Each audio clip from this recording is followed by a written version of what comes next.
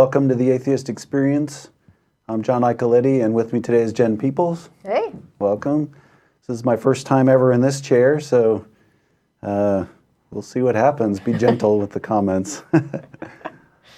It's good to be here. I haven't hosted with you in a long time. I know, it's been a while. Yeah. Yeah, I think the last time the roles were reversed here, so congratulations on your first time in the host chair. Yeah, thank you. We'll see how it goes. We'll see how the comments roll in. Matt is on vacation somewhere in Missouri, I think, and Russell is off with family, so you get me and Jen. Yeah. So, let's see, we meet after the show. The cast and crew get together and go to dinner at the Star of India, and the address should be coming up here any second now. It's open to people here in the studio, or if you're watching and you're in Austin, come on down. And I guess we can get started with callers.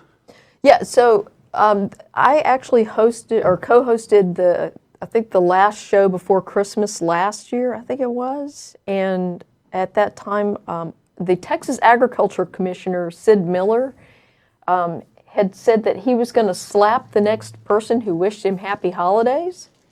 So my response to Sid Miller's, threat to assault someone for wishing him a happy holiday was to wish him a Merry fucking Christmas.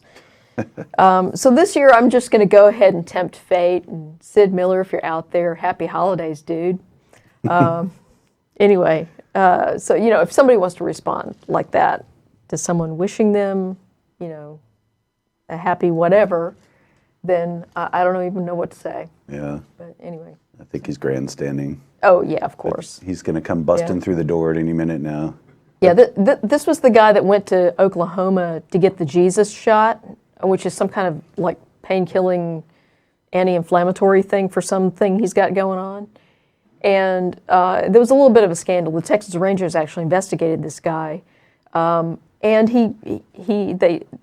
in the end, the Travis County prosecutor declined to prosecute because there was a lack of evidence of criminal intent. But basically, this guy had billed the state to go up to Oklahoma to get his Jesus shot. I still don't know why he didn't just call it, an anti-inflammatory right. painkiller shot or whatever it was. But anyway, yeah, that's this guy that also wants to slap you for wishing him a happy holiday. So again, Sid, happy holidays. Anyway.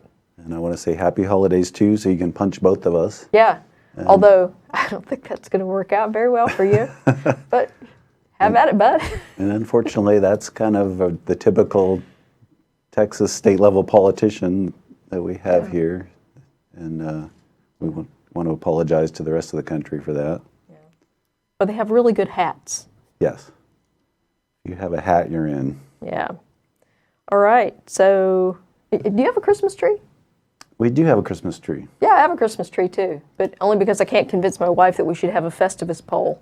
Yeah. If you have cats, a Festivus pole is probably a better alternative than a Christmas tree because I have a cat who likes to climb the tree and eat the needles, and the tree is fake, so there's a problem there. But anyway. Well, and we have a 3-year-old at our house who likes to decorate the tree with oranges, and she gets mad when they don't stay in the branches, so that's fun. But yeah, we have a Christmas tree, and I know that there's some controversy among, if you get on Facebook, and some people say that atheists shouldn't celebrate Christmas at all, and I think there's a secular holiday Christmas and there's a religious holiday Christmas that was kind of co-opted from other pagan traditions to begin with, so to me, Christmas is a time to be with family and friends and eat good food and do all that, and you don't have to bring Jesus or religion into it at all. And yeah, I don't think there were a lot of evergreen trees that got decorated in the ancient Near East back when Jesus was alleged to have been born. So I'm confident that we're in the at best we're in the pagan version of it. So I'm fine with it. Yeah. But whatever you call it or whatever you celebrate or don't celebrate in December, happy holidays to all of you, and enjoy the time together. Yeah. So should we talk to some folks on the phone here? Looks like we have all atheists on the phone right now. Yeah, no, we have one theist. Cool. Who I think they're still screening. So let's start with Doug in Idaho. How you doing, Doug? Hello, hey.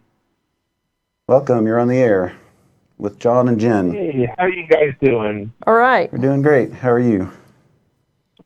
Hey, Jen and John. Yeah, I appreciate you guys taking my call. I'm really in a situation right now. As far I am an atheist, and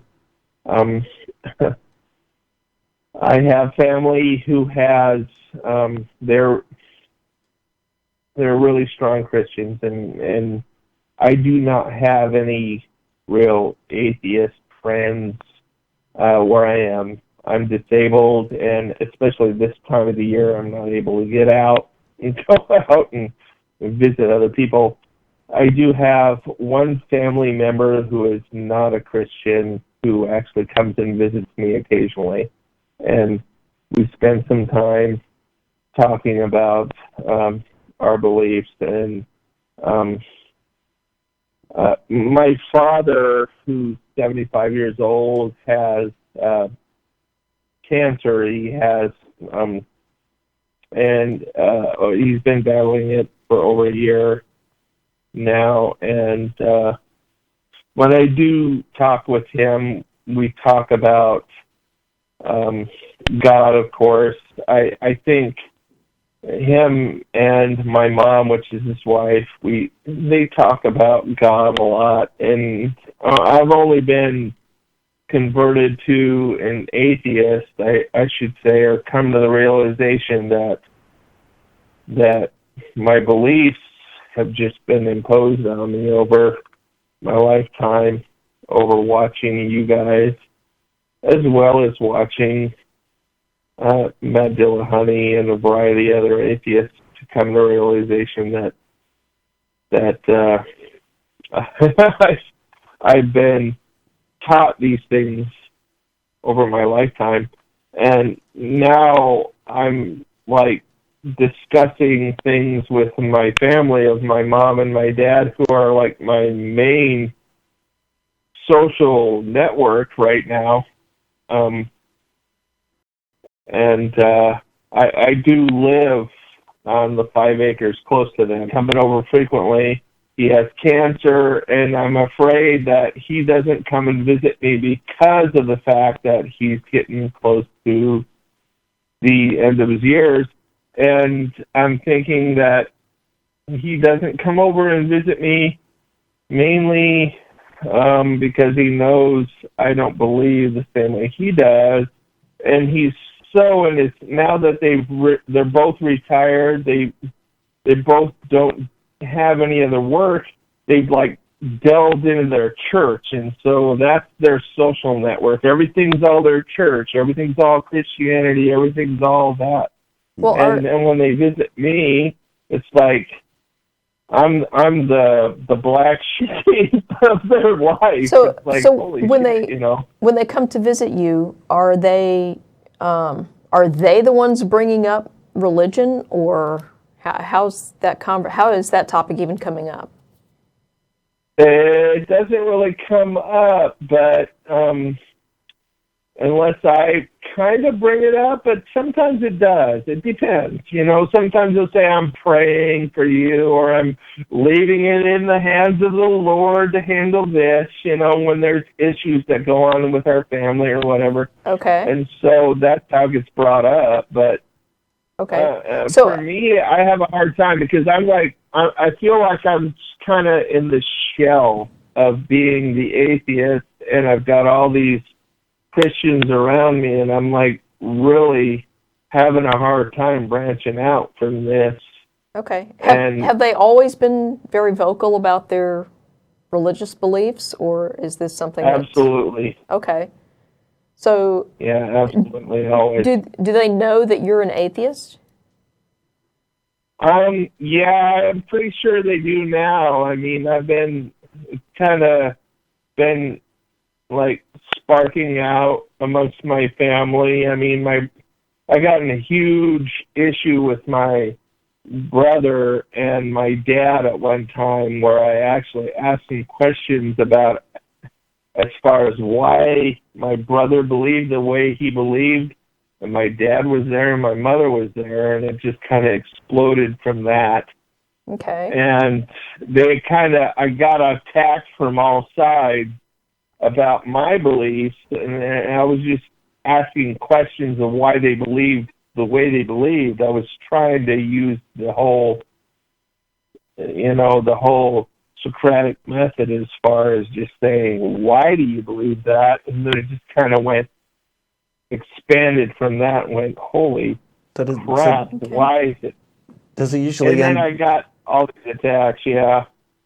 Does it usually end up in an argument? Is that why you think, like the last couple times you've been together, has it been kind of left on negative terms? Well, it got to a point where I think my dad, who's like a really strong Christian, was kind of hoping that I would change my mind. And he's the one who has cancer. He's been battling it over a year now, and I'm struck with how to deal with that, because I love him, and I don't want him to think I don't care about him, and it's real easy for people to say, I'm praying for you, and then they believe that they're being cared for, and I'm at a point where I don't do that shit, Yeah, sure. I'm sorry. I'm getting emotional. I'm sorry. No, it's okay. That's all right. It's a tough situation. It's tough because I really love my dad, and everybody else in my family are such strong Christians, and they all can just say that and pass it off as if they care, and I'm like... Well, but the thing is, it's not that they don't care. It's that they probably... They make it sound like they care, and they can just say, I pray for you. Right. They can say, I pray for you, and I care. And I feel like they think I don't, because I don't go down the same path. Well, but the thing is... I'm willing to be a Christian to save my dad or something. That's what I feel like. I feel like... But the thing is, like what they think is not important. What your dad thinks is important. And so what you have to do is not worry about what, and I know that this is easier said than done. I know. I'm at that point. I'm at that point with my dad. My dad won't even come over and visit me now. Well, why is that? He keeps telling my mom will come over and visit me. And, the last time I talked to my dad, I got in this really deep conversation about his beliefs.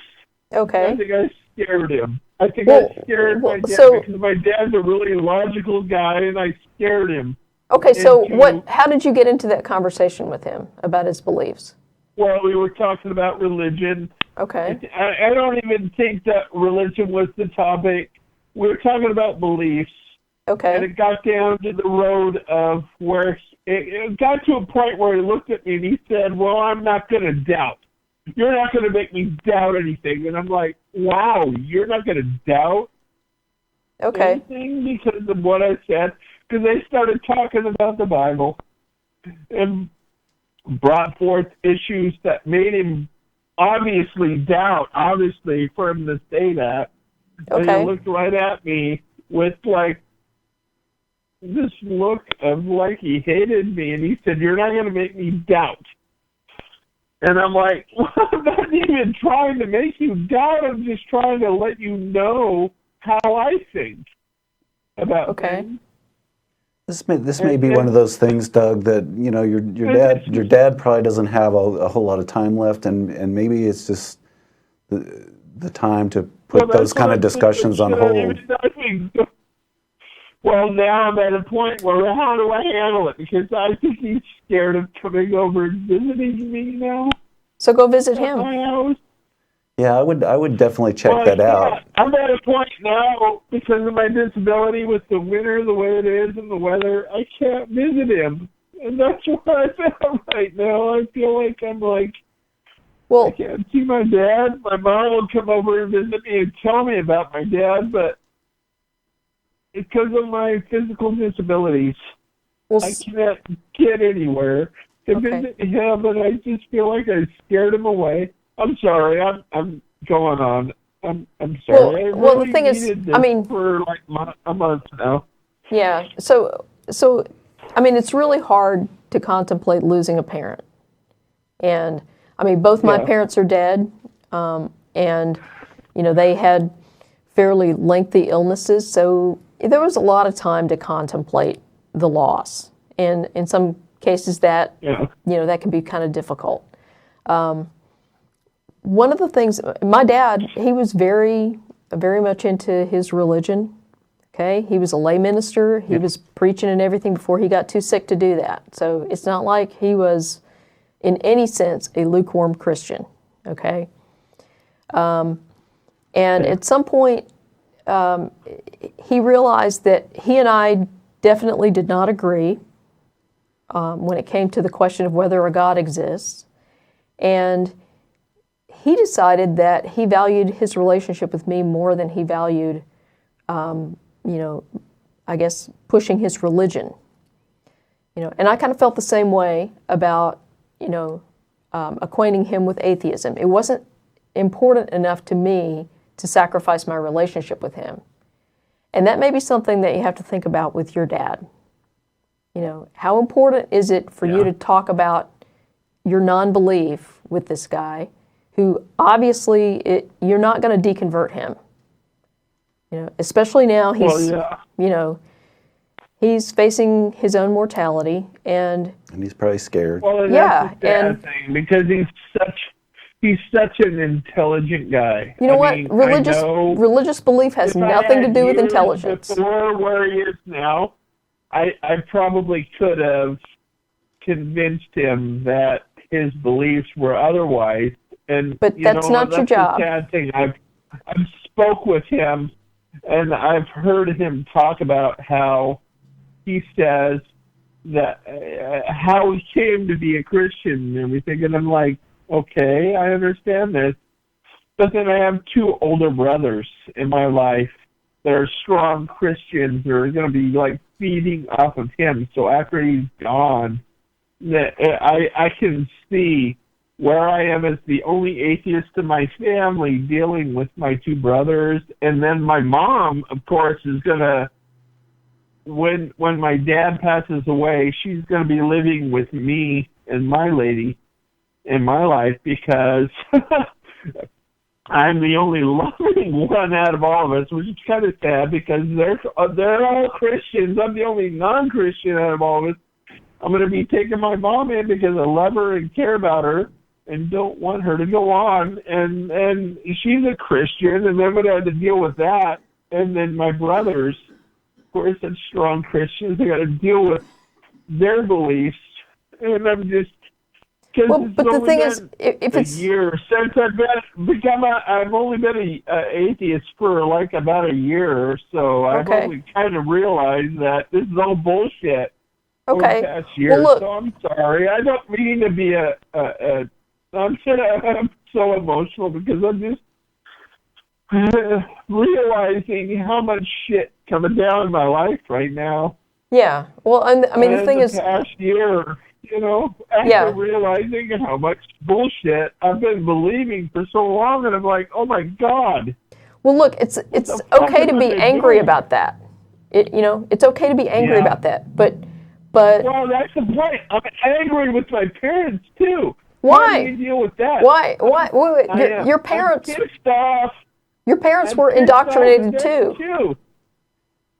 Now, well, that's the thing. How do I deal with that? I'm pissed off that since I was a child, they indoctrinated me with that, and I'm trying to deal with that too. Yes, but they were also indoctrinated. I've been punishing them, and I try to talk to them, and I guess that's how I'm trying to cope with me being indoctrinated. So, listen. Well, I hope you're being indoctrinated, and then and then they give me evidence for why they believe what they believe in hopes of why they indoctrinated me with this same belief, and I feel like they've been lying to me. And then when they're my not. mom talks to me Wait, about wait, stop I for a feel second. like Stop. she's Hey, not being, Doug, stop. Take a breath. yeah, I'm sorry. Okay, they didn't lie to you. Okay, they believed that. They told you what they really believe. Okay, they didn't deliberately lie to you.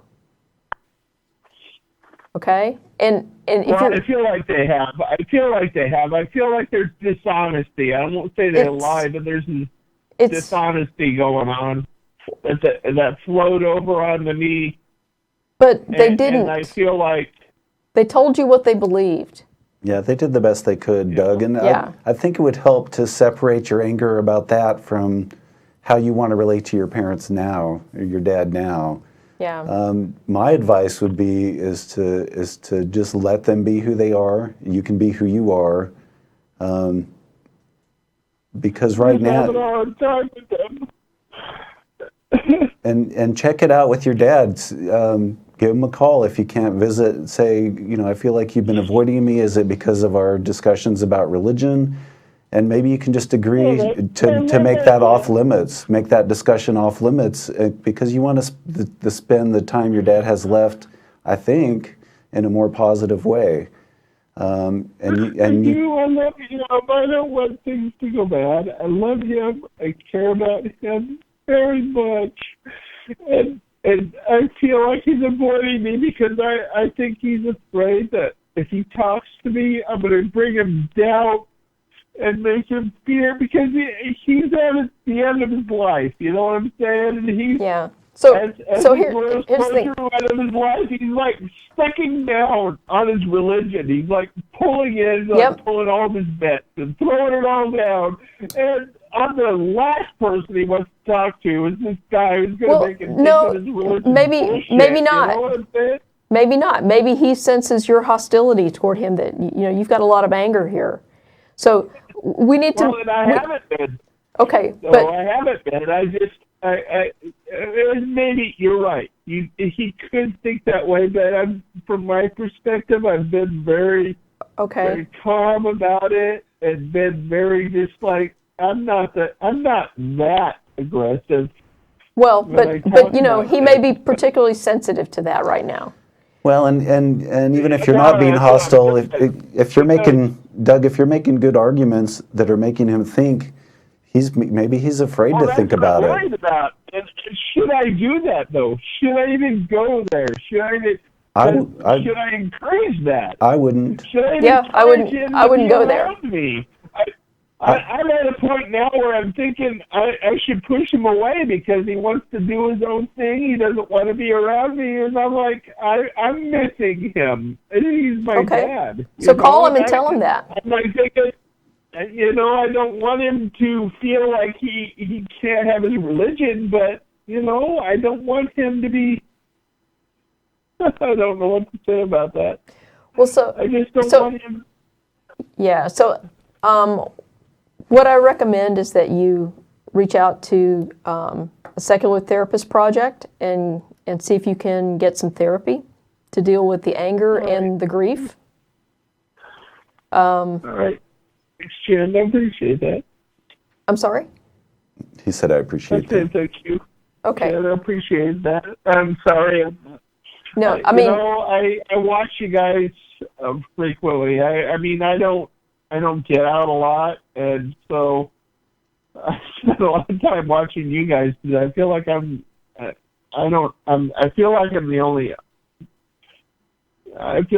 only person in my area that feels this way. And well, you're probably not. You're probably not. But the thing is, I almost feel like I want to start come this spring when I actually get out physically. I want to start springing up some sort of a reach out for others that feel the same way and just have us come together. And that's what I want to do, because in North Idaho, Idaho, of all places, I mean, seriously, we're so conservative, it's disgusting. I'd love to have people, whoever, even if it's just 5 people, is better than nobody. Yeah, well, Come and together. I would encourage you to pursue that. But in the meantime, reach out to the Secular Therapist Project and see if you can get some information about a therapist. If not someone in your area, then there's a lot of therapists out there that may be willing to do Skype or phone sessions for therapy. But I think you need to talk to somebody who can help you work through the anger and the grief. How do you deal with guilt when somebody says that I am not going to doubt this because I'm going to wholeheartedly believe the way I believe? I mean, that's what I get from my folks. You can't make somebody. I'm not going to doubt that. I mean, how do you deal with that? I mean, I get this. I just let them be. Reasonable conclusions of this is reasonable. I know, but you can't. They acknowledge it. They say, well, you're not going to make me doubt. You can't use reason. Evil motherfucker for exposing their own irrationality. Okay, but you can't use reason as a bludgeon to get people to think, something different. They have to come to that on their own. You can. I mean, reason. Why you can't use reason as a bludgeon? I mean, why can't you? I mean, because it doesn't work. Seriously. They should be the people that are reasonable, and then it doesn't. It doesn't work that way. It does not work. People believe things because they're convinced by the evidence. Sometimes good evidence, sometimes bad evidence. But you can't. Evidence most of the time. Well, or not. But I mean, you can't basically attack them with reason and expect them not to push back. And in fact, that puts up a lot of walls sometimes. I mean, well, yeah, it does. But I mean, it's like I'm talking with my mom, and I bring up before she's leaving my house. She's like chuckling at me, like, "Well, you're not going to make me doubt." And she laughs at me like I'm a fool.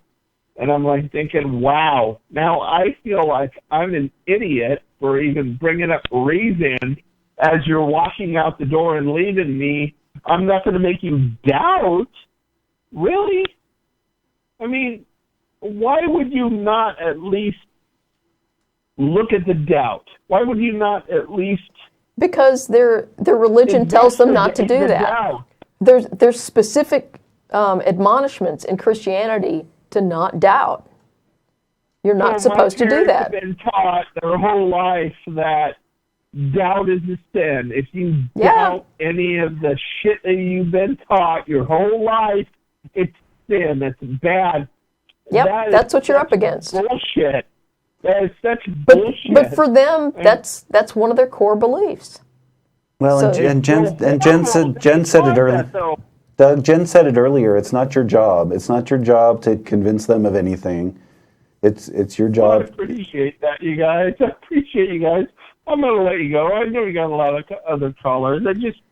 I can't believe that people will disavow doubting something. I mean, and all your logic, all reason in your own brain is like going, that's not true. And you're still going to go, all right, that's wrong. But their brain isn't telling them it's not true. I'm not going to deal with that. Not going to look at that. Not even going to acknowledge that. It bothers me. Yeah. You can't go beyond that. And I think you're just going to have to accept that that's the way they are. I'm sure you would hope they accept you the way you are.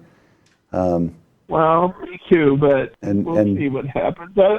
Thank you for allowing me to talk. I've been wanting to talk about this for a long time with somebody who's not a Christian and just So reach out to the Secular Therapist Project and get some help, okay? Right.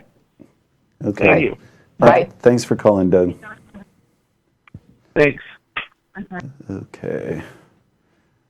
Wow, All right. he's in a lot of pain. I hope they can work it out. Well, I mean, it's really difficult when you realize that your parents are not going to be around very much longer, and you have to have some conversations, and some of them are uncomfortable. And you Yeah. know, he's recently deconverted, and like a lot of brand new atheists, he's very angry about some of the childhood indoctrination he was subjected to.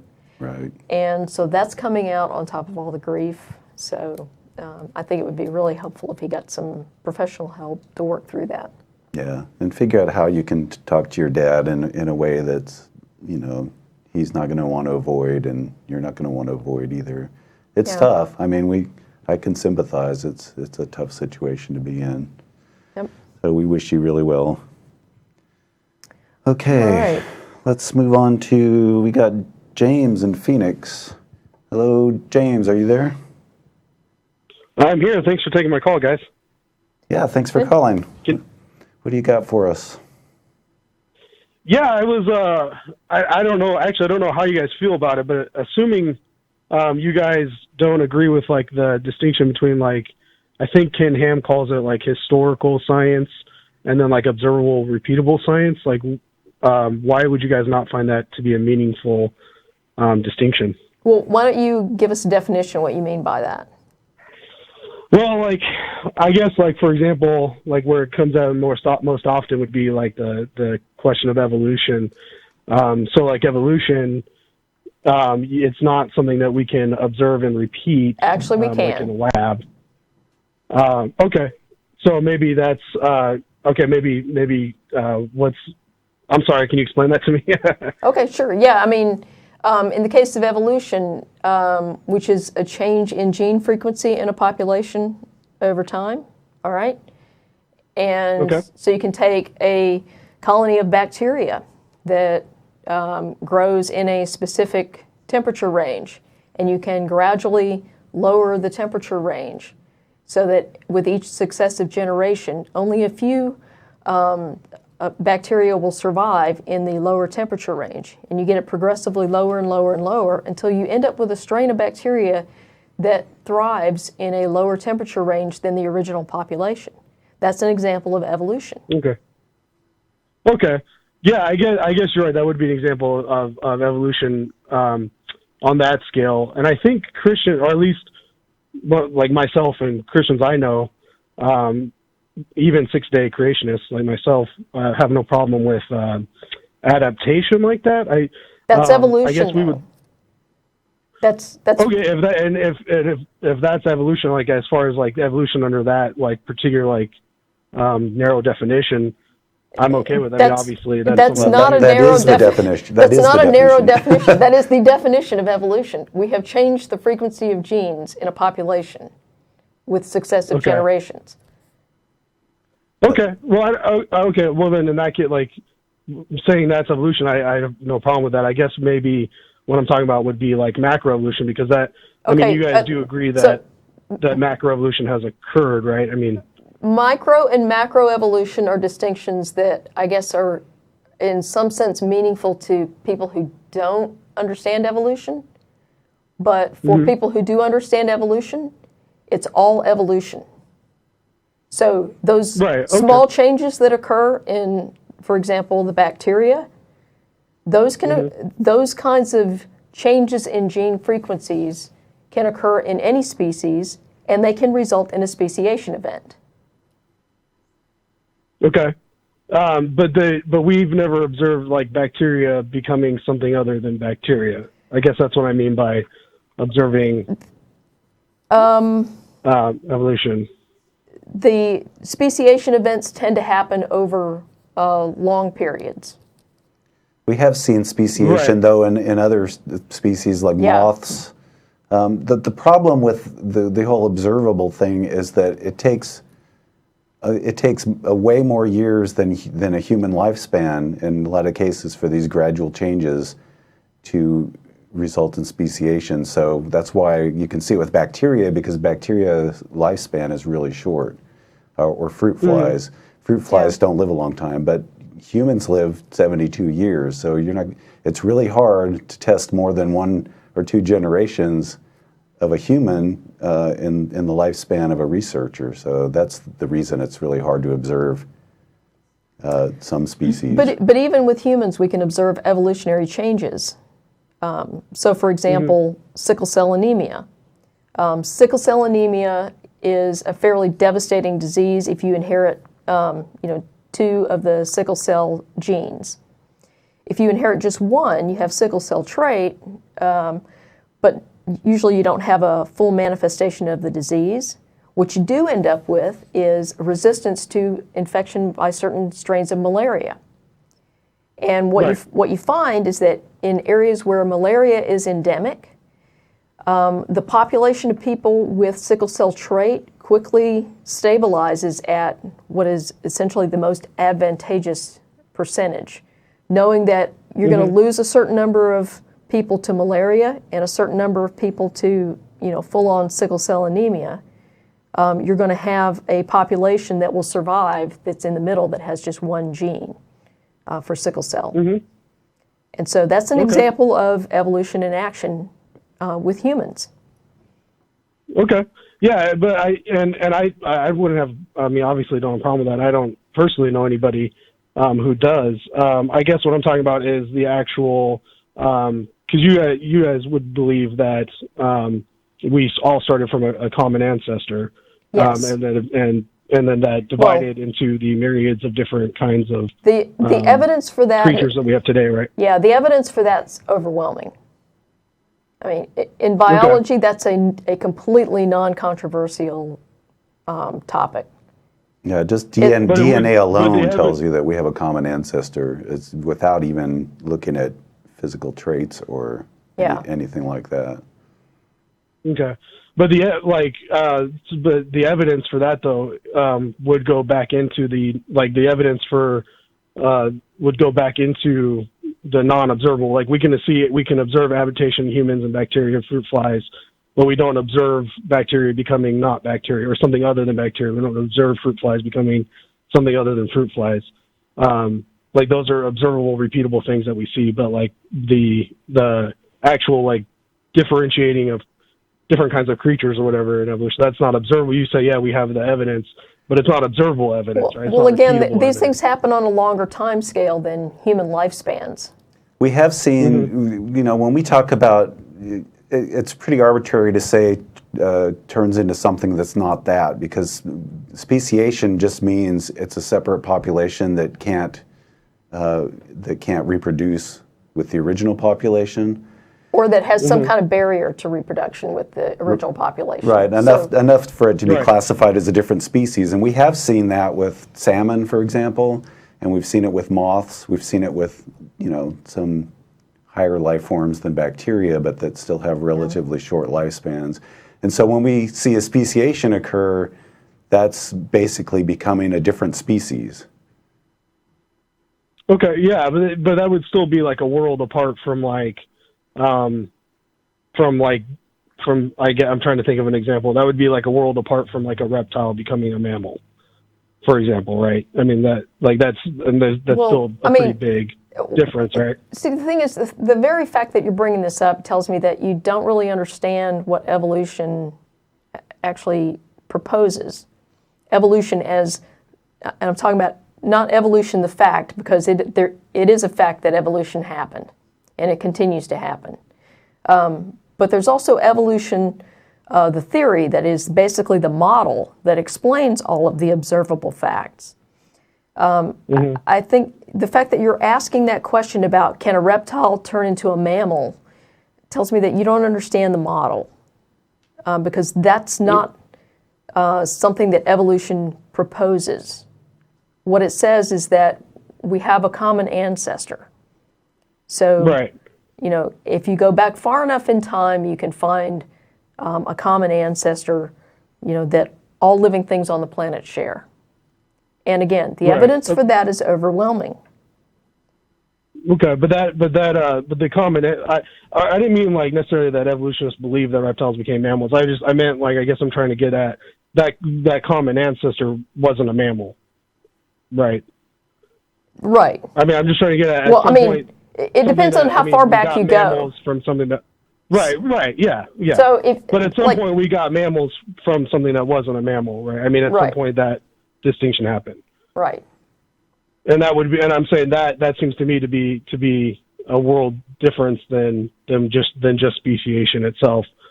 Where you have, like, for example, I think, like, we've seen speciation in cats, I think, right, where, you know, these different kind of cats can't breed with each other any longer.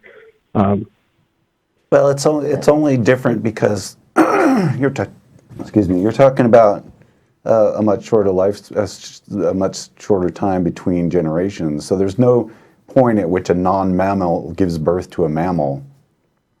It's a series of little changes over millions of years that a common ancestor there'll be two branches basically. So one branch will, through a series of small changes per generation, will result in a mammal, and the other one would result in a reptile. So you never have a mammal giving birth to a reptile or vice versa. Right. No, and I'm sorry, I didn't mean to imply that. I just meant at some point though you do have the two branches do branch apart, like they do, and I get why you would say that can't be observable because of the massive time frame that you propose would be necessary, right? So I get why that can't be observable, but I guess I'm just wondering, wouldn't it still be a meaningful distinction though to talk about the distinction between observable science and that kind of branching apart that we can observe? Why? Because, I mean, a lot of the evidence that we've compiled to support a lot of different branches of science rely on something other than, okay, I can go in a lab and do an experiment and demonstrate this. I mean, you know, I can look at tree rings and tell you a lot about what the climate was like, you know, 9,000 years ago. Mm-hmm. So, I mean, does it matter? Yeah, I guess. You know. Well, I think I guess it would matter because I encounter a lot the idea that like that Christians are anti-science in the sense that like the kind of science that gives us modern technology and that kind of thing. But that kind of science is the kind of science that I'm talking about. It would be the repeatable, observable science. And I think it's unfair then to lump in, you know, questions or criticism of, you know, that macroevolution, that branching apart with the same kind of science that gives us modern technology and that kind of thing. So, I guess that's why I would say it's okay. So if you look at chromosomes, and say you do some chromosome tests and you have basically the chromosome map of, say, a human, and then you do the chromosome map of a chimpanzee, is that not observable science? If you look at that and you can compare those two? I mean... Yeah, that would be observable science. I would say, though, that we... that part is observable. You can look at the chromosome map, but then we can... the question is, well, is that a matter of, do we see those similarities because we came from a common ancestor, or do we see those similarities because we have a common creator? So at that point, it would be like the interpretation of the evidence, right? But then... Or the interpretation of that observable fact. Okay, but then it becomes, let's look at this, these two chromosome maps and find out if there's enough evidence here to test whether maybe we did have a common ancestor. What is the evidence? And that's what researchers did. They actually looked at the evidence. It's not just morphological characteristics like, you know, body type and stuff like that. Not just behavioral. No, it's about like even like genes and like coding proteins and even like what you would call like junk DNA, right? Yeah, so there's a lot of that stuff. But then when they looked at our closest ape relatives, the chimpanzees, they found chromosome 2. Our chromosome 2 basically was a result of, a combination of two chromosomes. And so it's conclusive DNA evidence. It says, or chromosomal evidence that, we shared a common ancestor. Right. I guess it's probably something you'd say I just need to look more into or read more about. But I don't see how we would just taking that. I don't see how we would distinguish necessarily that it's a common ancestor instead of a common creator, common design. Well, and given the fact that no one's ever presented any credible evidence for a creator in the first place, I mean, on what basis would you say God did it and close the book and say, okay, we don't need to ask this question anymore? Sure. No, I think asking the question is a great thing. I mean, I think doing these things is a great thing. But see, the thing is, so I'm that's not advocating closing the book. But that's one of the reasons that a lot of people say that Christians who deny evolution are anti-science.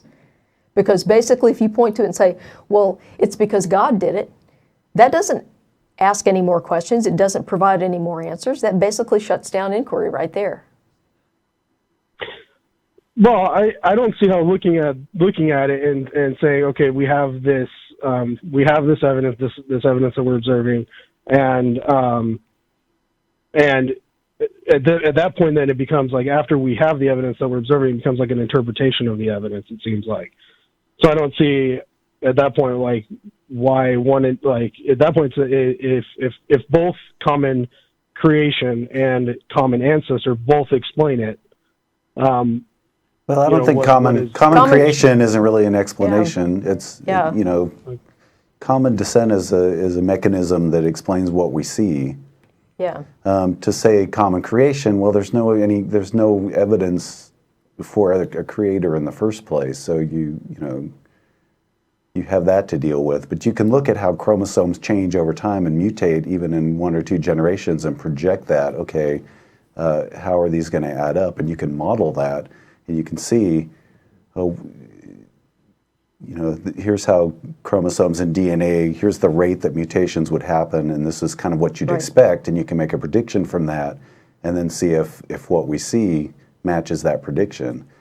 But to say common creator, you can't really make a prediction or answer any questions about that. You just say, okay, well, I'm going to assume that this is how it happened, and then you're done. But it doesn't really help you investigate anything. So, by saying the common, like if you say, all right, I look at this evidence and I see common creation, would we not expect the same certain genes and the same certain, even junk DNA, which we're finding a lot of times we find that this junk DNA actually does have a purpose and actually does do things. It's not necessarily just pointless stuff. Could we not say, hey, if there's a common creator, could we not predict or expect that we would find the same genes and the same proteins and all whatever and amongst different animals, different creatures? Well, but the thing is, on what basis do you conclude that there is a creator? Right. Oh, okay. So you're saying what basis do you even initially basically conclude that there's? You've got a story that the DNA is telling you, and now you're instead of continuing to ask questions and investigate how it got here, and accept where the science is leading you, you're just shoving a God in there and saying, "Oh, God did it." Okay. So I think I hear you. So you're saying. Why you believe in a creator in the first place? Why are you even believing in a creator in the first place? Well, that's what you're saying as far as that goes. Why would you insert a God in the equation when it isn't necessary? Right. Well, I would say he is necessary, but the reason I say, the reason I'm a Christian, the reason I believe in God and a creator is because the reason I'm a Christian is because God has changed my heart by the Holy Spirit. He has brought me into... you believe in Christianity based on a personal experience. Okay. I guess you could say, yeah. I would hesitate to say based on a personal experience. I just know, God has he's revealed himself, right? And he's revealed certain things. And one of those things is that if you are a Christian, if you are a believer, it is because of his work. Now, I think that there are evidences that things that confirm that for me, and that confirm my belief for me. But I know that it started with God and God changing my heart. I think I think what we're getting at is that you believe in a God for a different reason, and once you believe in God, then you're looking at the diversity of species, and you're saying, hey, I can take this God I believe in and use that to explain this. So it's kind of a backwards approach. You already believe in something, and then you're making that the explanation, rather than looking at what the result is and the evidence and working back to an explanation. Well, So that's why we say it's not scientific, because you're kind of presupposing the cause and then kind of justifying what you see based on that cause you already believe in. Well, and I would also point out that Francis Collins is one of the preeminent, scientists, evolutionary scientists on the planet. Okay, he's also a strong Christian, and he does not believe that God did it. He believes that evolution is the answer. It is a fact, and that the theory of evolution explains the diversity of life on the planet. Now, he is what you call a theistic evolutionist, which he believes in theistic evolution, which basically evolution is the mechanism that his God uses to create this diversity. But he doesn't question evolution or its mechanisms. Okay. Yeah, no, I know theistic evolutionists. Yeah. So I would go. I guess I would want to go also about the point of presupposing a God. I mean, I don't believe anybody's neutral. You know what I mean? Like, I don't believe that just because someone doesn't believe in God, that all of a sudden that makes them neutral when they come to this evidence, right? They're also interpreting the evidence themselves through some sort of framework, right? So yeah, the scientific method is the framework. It's the only legitimate framework to use when interpreting the evidence. Right, the scientific method, but how, then I guess that goes back to what we were talking about, like when we're talking about like the branching off, like how are we applying the observable, repeatable scientific method to that, that seems like more like, hey, we see evidence that we think indicates this, but it's not something that we can observe and repeat in the laboratory like we can. That's not the only way to do science. You guys have it in your head that the only way to do science is to create an experiment in the lab and do it and then repeat it and publish it. See it happen, yeah. See it happen firsthand. That's not the only way to do science. There are entire fields of science that are not based on sitting in a lab and doing experiments. In fact, there's a bunch of guys down at the South Pole right now that are doing science that doesn't involve sitting in a lab. That doesn't, yeah, okay, but are they, okay, what kind of science are they doing? They're drilling ice cores, and they're looking at what the climate on the planet was like, and what kind of, in some cases, they end up with samples of bacteria, or they find other, organisms that were trapped in the ice and preserved for, long periods of time. Right.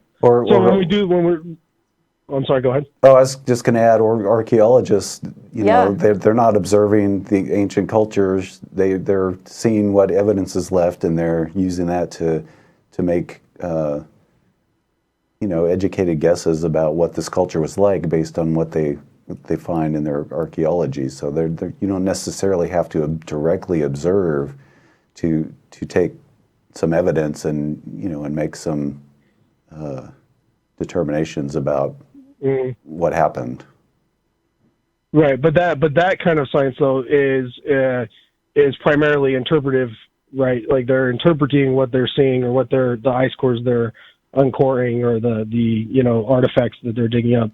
They're interpreting these things, right? And they're interpreting through a certain framework that's not neutral. Evidence. They're collecting evidence, and they're applying the scientific method to evaluating that evidence to determine how it fits in with whatever the current framework is. And sometimes people come up with evidence of something that overturns previously held views on a topic. And when that happens, people get famous. So I got to tell you, if you ever come up with a scientist who can demonstrate conclusively that evolution is not what happened, if that's not how we got the diversity of life on the planet, that it's not real, if anybody can overturn evolution, that person is going to be famous. They're going to be so wealthy beyond belief. So please encourage them to publish their evidence that evolution isn't true. And especially if they can prove that a God did it. Yeah, well, again, I mean, I would say that going back to the myth of neutrality here, like, why do you keep doing that? No. Why do you keep coming up with this neutrality thing? well, I guess I just mean in the sense that like God did it and that kind of thing. Like, I guess I'm just pointing out that one side is not neutral because they're saying because they don't believe in God, and the other side's not neutral. Or, I'm not saying this right. You're the only person in this conversation that thinks that's important. Because John and I think it's important that people rigorously follow the scientific method in determining whether something is true or likely true. Yeah, I don't see a bias in science that says God didn't do it. Yeah. I see science as looking at the evidence and coming up with the best explanation. And I guess the bottom line is that there's no evidence that God did it, so science doesn't go there until there is such evidence.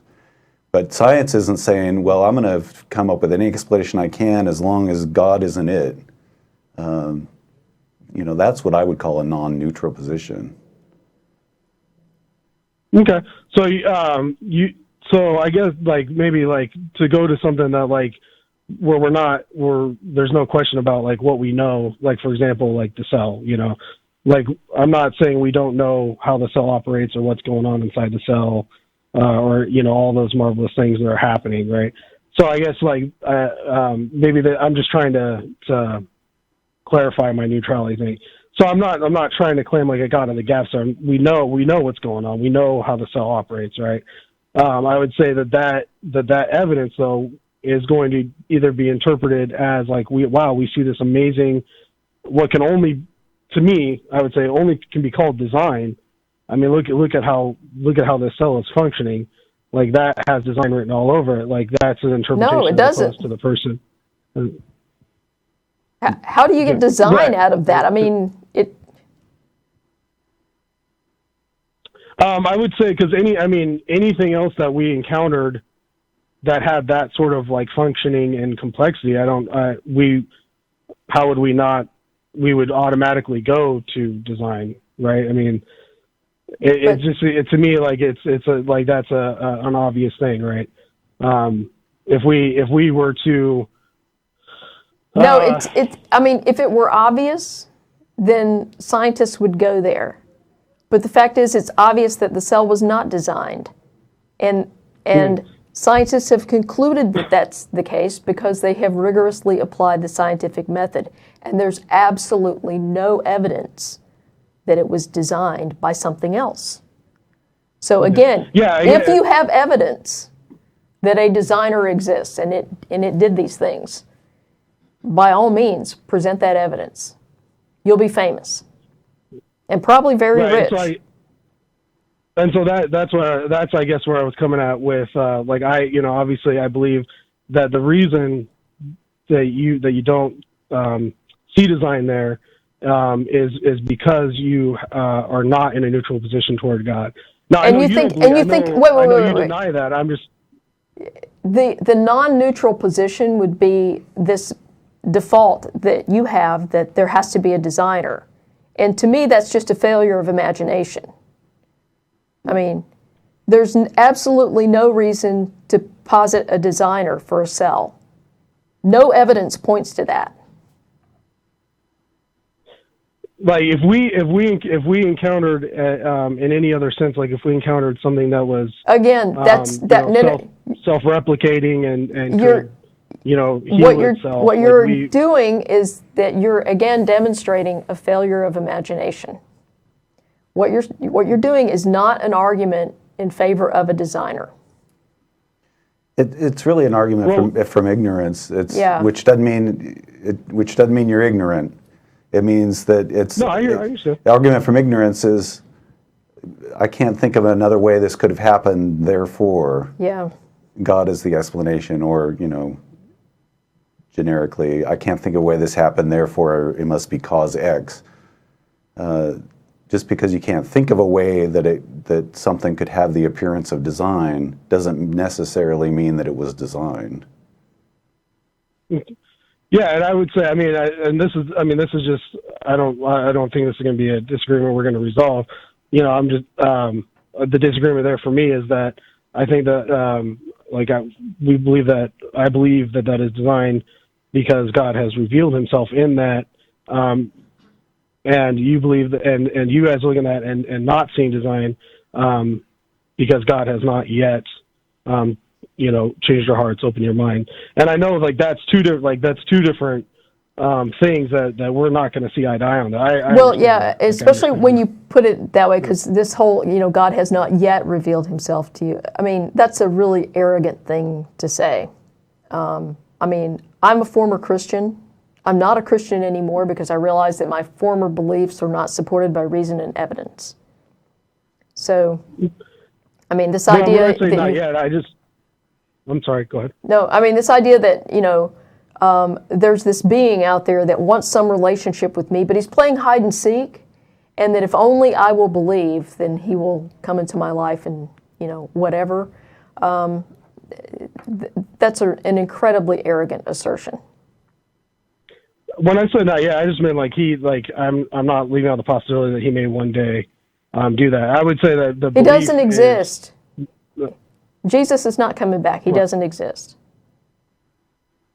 Yeah, I know you believe that, and I realize that I'm not going to come up with some amazing argument right here and now that's going to convince you of that. Yeah. Right, but you could come up with an amazing argument But you could come up with an argument that says, okay, well, here's why a cell had to be designed, and you could, if you could do it scientifically, you could convince people that there has to be a designer, that there's no other possible explanation that a cell could have, and if you did that, you may at least be able to prove a designer. Yeah. Now, whether it's a particular, God named Yahweh, who's, that would be another thing, but you could at least, if you had the evidence, prove that there was a designer. But right now, it's more of an assumption based on a God you already believe in, that, here's this thing and it looks like design, and I believe in a God, so therefore God's the designer. That's the kind of thing that scientifically isn't going to fly as an explanation. Oh, it's confirmation bias, basically. Yeah. You already believe, so you see evidence that confirms your belief.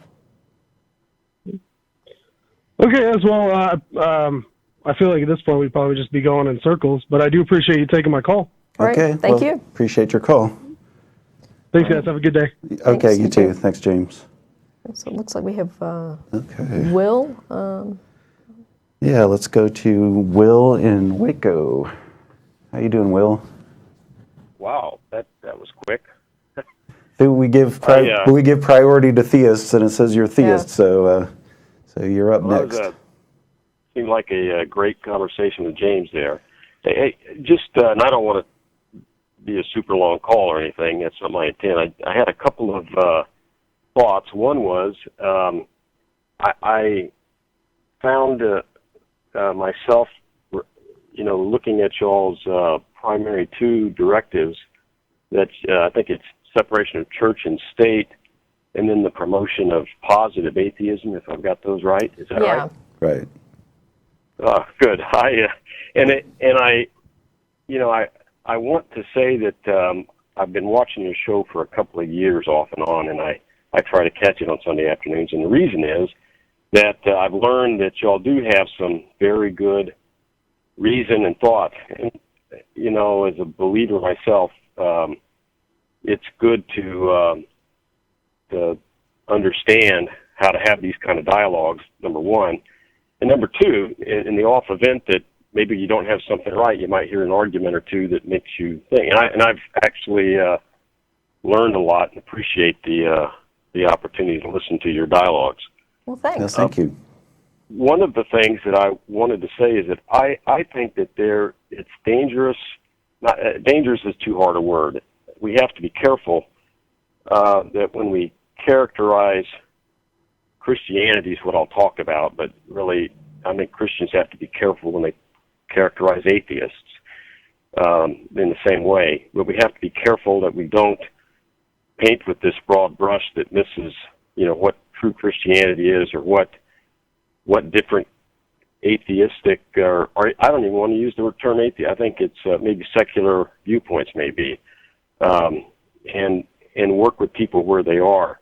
And for example, in the area of the separation of church and state, that happens to be something I feel probably just as strongly as you do about. Okay, well, good. There's no reason, no business that the church should be in the state in the church, and it really bothers me when I hear people or see people using their faith or their religious position. And I don't know that there's a lot of people that realize there's folks like us out here that don't. Well, and this actually came up as a question on one of the Facebook groups. So we have the ACA Facebook group, and somebody had posted this. Do you think that separation of church and state is just an atheist issue, or are there theists that agree with this as well? And I had responded that actually there are a lot of theists that agree with separation of church and state.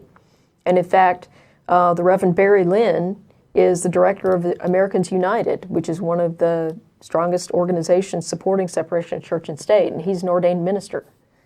So certainly there are lots of people of faith out there who really don't want the government having anything to do with their religious practices or beliefs.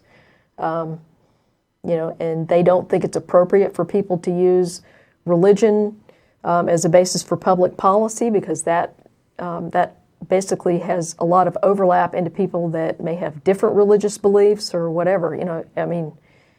I'm sure you can think of many different examples of people's religious beliefs that would conflict with your beliefs, and you wouldn't want those to become government policy. Well, absolutely. And wherever that happens, it's almost certainly done badly. And, I can't think of a good example of church and state. You end up absolutely, you make religion, if you want to call it that, a rule, religion, regulation kind of thing. Mm-hmm.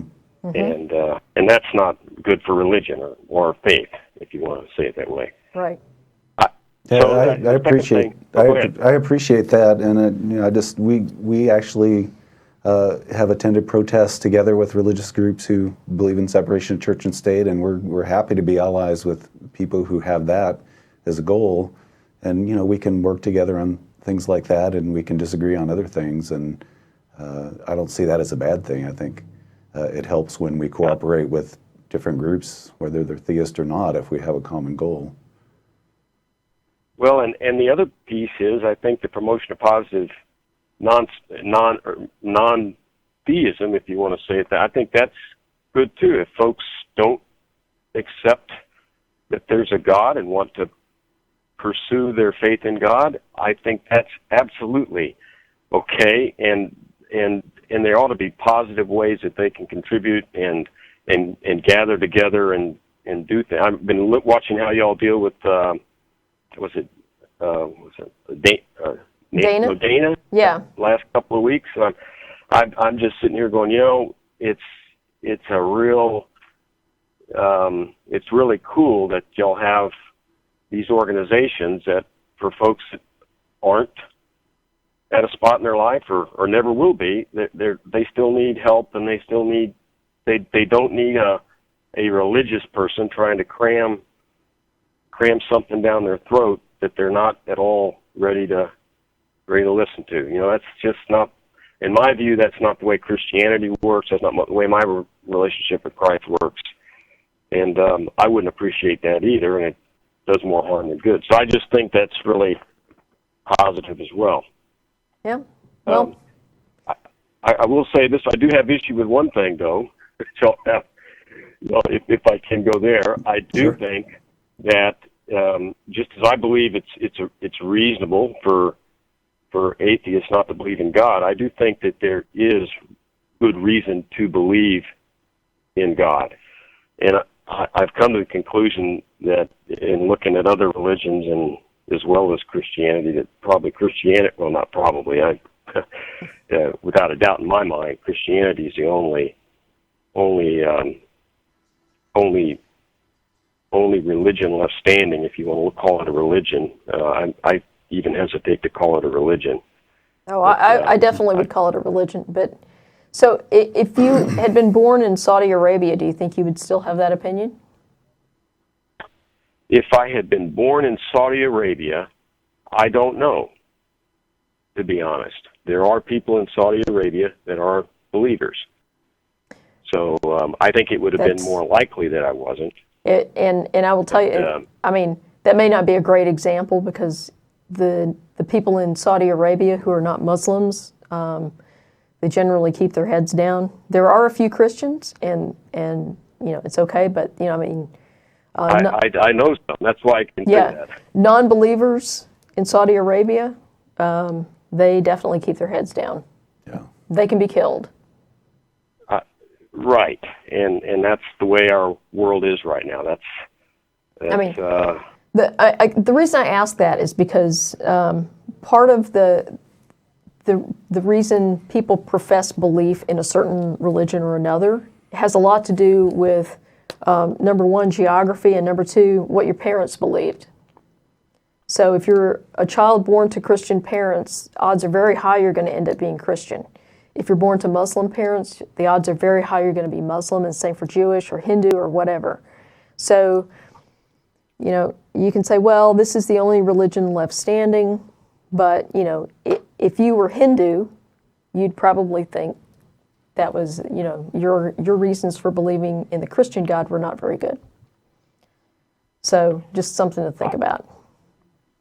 I just think, looking at these, I think from a worldview perspective, there are aspects of those religions that don't stand up to critical thinking. And we think none of them stand up to critical thinking. Well, that's a kind of a harsh position. Why do you think that? Well, I'm a former Christian, and I rejected those beliefs because they didn't stand up to reason and evidence. So after that, I investigated many other religious traditions and found them all equally lacking. But the reality is I was raised a Christian, and once you go through the process of rejecting the beliefs that you were indoctrinated to believe for your whole life, basically that's like the strongest argument you have, and everything else after that is a weaker argument. So the more I investigated other religions, the weaker and weaker they all got. So at some point you get down the list and you're like, okay, everything beyond this is even weaker than stuff I've already rejected, so why keep going? I guess, and I would say I went through a critical assessment of my own faith as well, and I came out of that with the very firm conviction that it was true, that there was reason and there was rationality behind it. What was it, Will? What was it that convinced you? If you can say briefly, which may not be possible, but what did you? No, I think. I mean, I think a believer should be able to say that in an elevator speech. Sure. It is a lot of things. It's not just one thing. So, but I first looked at what I consider to be the evidence for Jesus Christ's historical existence, and then looking at Christianity's birth and how that came to be established. That has a logical resonance to it, in my view. That doesn't say it's absolutely true, but there are, there's certainly documents and a lot of documents, and those are accepted by most historians. I studied Bart Ehrman's stuff for a while too, and I find his to be a little bit out of the main line. So I don't, I think there are folks that have reason to doubt it, but I don't think their reasons are real good. I think, quite honestly, science, I think, backs up God. Cosmology, I think, backs up that theory. I think Well, evolution. I don't want to get in a long discussion of evolution like we just had. Well, but, but the thing is, if cosmology points to a God, why is it that most cosmologists don't believe in a God? well, I don't think that's true. That is true. In fact, I doubt. I don't think that's true at all. That Maybe is we could absolutely quibble over true. it. Most cosmologists do not believe in a God. So I have read that when you say most, you mean more than 50%? I mean, like over 90% of them don't believe in a personal God or a God, period. I'm not the statistic keeper on cosmologist faith, but I have read a number of cosmologists that are believers. And maybe they're the minority and I just read them, but I don't see a lot of folks that are saying things that I mean, the logic of it even makes sense, that space-time matter all came into existence. But if that were the case, then the cosmologists would be, at least acknowledging that, hey, this points to a God, and they're not. They're overwhelmingly saying, that they don't think it points to a God. So these are the people closest to the science who don't believe. Yeah, I've read some of the science too, and they think it does point to a God. So it just depends which cosmologist you read, I think. Or if you're willing to accept the consensus of people in the field. I'm not enough of a cosmologist to know what the large body is, but I've read a good amount on it, and it seems to be consistent that it is supportive of a major creation type event. And I just want to leave it at that. Like I said, there's a number of things. I think that you made the statement a while ago that there's no evidence for design in nature, and yet people, atheists like Dawkins and others, warn people that study to not get fooled by the appearance of design. So there is as an engineer myself, I'm an engineer, and as an engineer myself, I look at the cell and the body and how things came about, and and I read more and more about it, and the more I read, the more I'm amazed at how it all works together from the chemical, biological. Yeah, I mean, and the thing is that sense of awe at looking at something like that, that's not foreign to atheists. It's just that we don't attribute that to a God. And I mean, one of the reasons that people like Dawkins warn about, don't be fooled by the appearance of design, is because humans are pattern-seeking animals. And we tend to see patterns in things even when they're not there. So we are easily fooled by things that look like, it's something that should make sense. I would agree with that. I do agree with that, except I don't think we're easily fooled when we really dig into it. I think when we dig into it, we're even more easily fooled, because there's this thing called confirmation bias, and people look at it, especially if they already want to believe, they find evidence and they bootstrap it in. Yeah, but what if they don't want to believe? I mean, there's a lot of folks around, a lot of biological scientists around that weren't Christians and ended up being Christians because of, and they were reluctant. I would say the confirmation. I don't know if I'd say there's a lot. I've definitely heard that there are some. But. Yeah, I know that there are some, but the idea that, design is converting people from atheism or basically some kind of, vague beliefs into Christians or something like that is just not true. This is actually creationist propaganda. Well, I would say that's possible unless you listen to the people themselves say, "Hey, I was an atheist, and now I am a believer." Yeah, we've actually had people like that call the show. We've had people like that call the show. But the thing is, promoting Well- this as if this is happening wholesale, that more and more scientists are coming to accept design as the answer, that's bullshit, okay? That's creationist propaganda. That is not happening. I was intrigued last month, and I haven't gotten a full readout on it yet, but the Royal Society in London had a major meeting, and the whole purpose of the meeting was to investigate other possibilities, other methods that could explain life, basically, because the evolutionary synthesis that we've been on for the last 150 years is really beginning to run out of steam. And that was an odd thing, because it was mostly atheists at this, mostly scientists. I would say maybe 20% to 80%, something like that. But it's an interesting thing that we're beginning to seriously look at things that aren't evolution related. Evolution. Yeah. Okay. So I knew I could send you. I knew that there was going to be a You heard about that? creationist. Yes, I knew there would be a creationist who would call at some point or contact us and completely misinterpret what that meeting was all about. What they were looking at were some.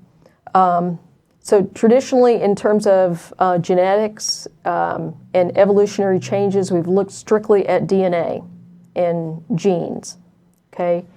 And what they were saying is that there may be some non-genetic or not traditional genetic methods of changing that don't currently fit in with the current evolutionary synthesis, the modern synthesis, Right. and that we need to expand beyond that. It was not bootstrapping a god into evolution. No, and I don't want to do that either.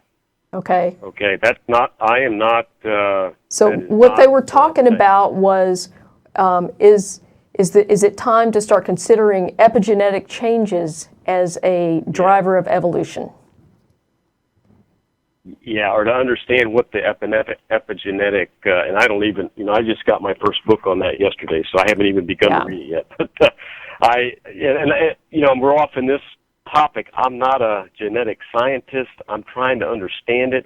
But you asked me why I believe. That's how I got off in this, and I find this really fascinating. And you know what? At the end of the day, I don't know that it really matters in terms of my belief. And probably your atheism either, whether evolution is true or not.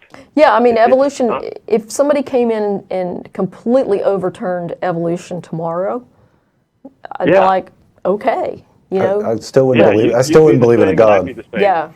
Yeah, exactly. Okay, so it's kind of I guess it's a little bit of a red herring in some. Although it can. You ask what support. It fits into my worldview, that way, I guess. Yeah. Those are you asked me why. I will give you those 3 or 4 things. I probably got 5 or 6 others, and when I put it all together, I kind of go, it's more reasonable than not. And then as I start to add my own personal experience to it, and that comes in after the fact, I'm absolutely, and I want to be very careful here, Jen. I really because I had wrestled with this hiddenness issue, and I still do, quite frankly. Why is God so hard to? Why isn't it more plain? I guess. Yeah. And I don't have an answer for that. That's a good question. Yeah. Well, I think it's good that Anyway. you're. I think it's good that you're reading on this, and you're reading books from people in the fields, and you're trying to understand this. I think that's to your credit. I would caution against confirmation bias and that's something that we all do. Nobody's immune from that. Right. But I think the more you learn about, and we're not evolutionary biologists or cosmologists either. We just, we just take what we read from a layman perspective and try to understand it too. So, I think it's good that you're, rather than just saying God did it, I don't want to, I don't want to.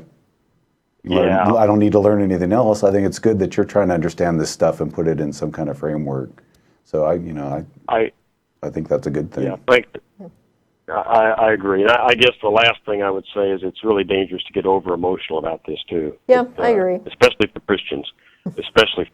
That we tend to bring in, these fancy services and get people all pumped up on music and feeling good and tell great stories about Noah's Ark and stuff to kids and get them to love, and then we stop. We don't even really get them to think critically about why they believe what they believe. So I just think Christians, as a rule, have to, they really need to think about what they're doing. So Right. in a lot of cases. Well, hey, Okay. we've got thanks. Good. Yeah, we got a few more calls, and so thanks for your good call. Conversation. Thanks a lot. Right, Yeah. thank you. Thank you, Will. Okay, take care. Okay. Right. Bye-bye. All right. Okay. Let's see. We have, We got gosh, we only have about 4 minutes left. Yeah. So, I don't know. Can you run long, or you got to go? I can run a little bit long if we want to Okay. finish up the 3 calls that we have, and, Yeah. and I guess we'd say no new calls if you haven't been on the line. Yeah. So we'll just take them in order. Let's go to Jared. You've been waiting a long time. Jared in Washington. How you doing? Can you hear me? Yeah. We can. All And right. I have it on speakerphone, and I turned off the stream, so I hope it's not feeding back. okay, we got 3 minutes left in the regular show, so let's try to be quick. Yeah. Okay, so I thought of a thought experiment. A lot of theists talk about the concept that consciousness is fundamental to reality. Mm-hmm. And so my thought experiment is to start thinking, and anybody can do this, by the way. Think of things, events, or occurrences happening in your objective reality that are have a high probability at first of happening.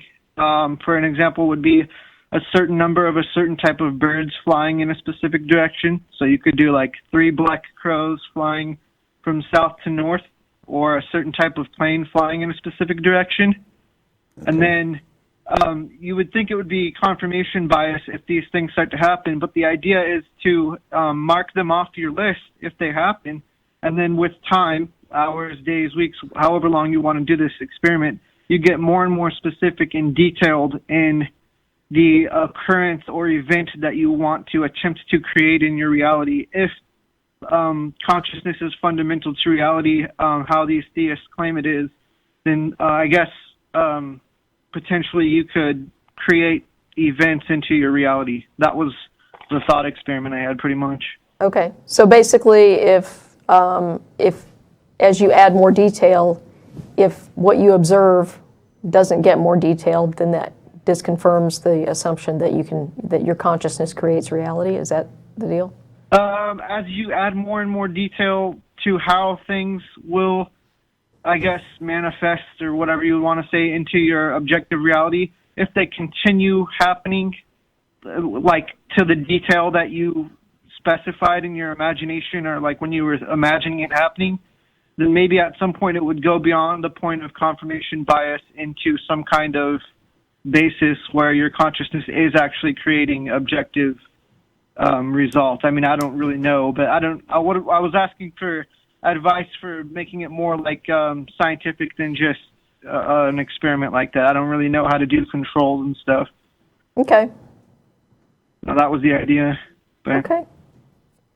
yeah, it's based on the pseudoscientific concept of like law of attraction, Yeah. where thoughts create your reality. But I was thinking more in the terms of testing it, and not in a magical context, but more like just straightforward creating things, I guess, and then going beyond the confirmation bias. Okay. Yeah. I would be Yeah. I would be really surprised if I could, have more than what would be attributed to chance. But that would be an interesting thing to try out and say, how often do Yeah. I get what I imagine and how often don't I, and just Yeah.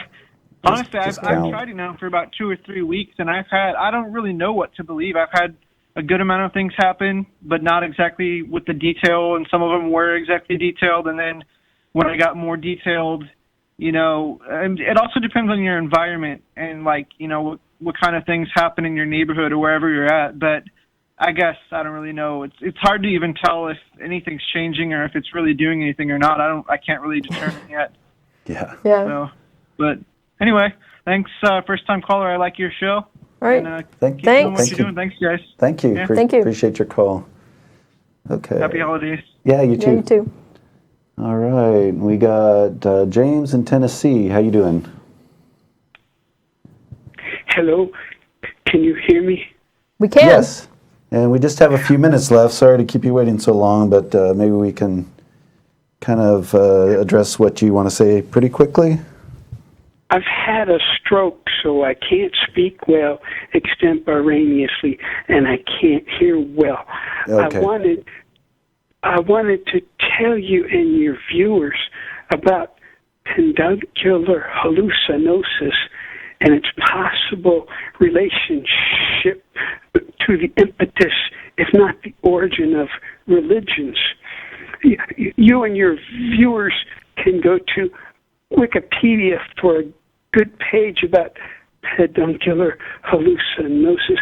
It's Peduncular space Hallucinosis. Okay. My peduncular hallucinosis became lengthy, sinuous visions, and I had it from about the time of the stroke to 4 years after. When I had the stroke, I was an atheist, but later I couldn't remember being an atheist. Okay.